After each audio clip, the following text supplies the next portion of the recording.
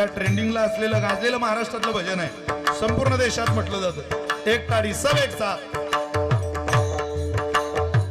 धन्यवाद, वाह बहुत अच्छे। काय भजनाची आवड आहे तुम्हाला, वाह।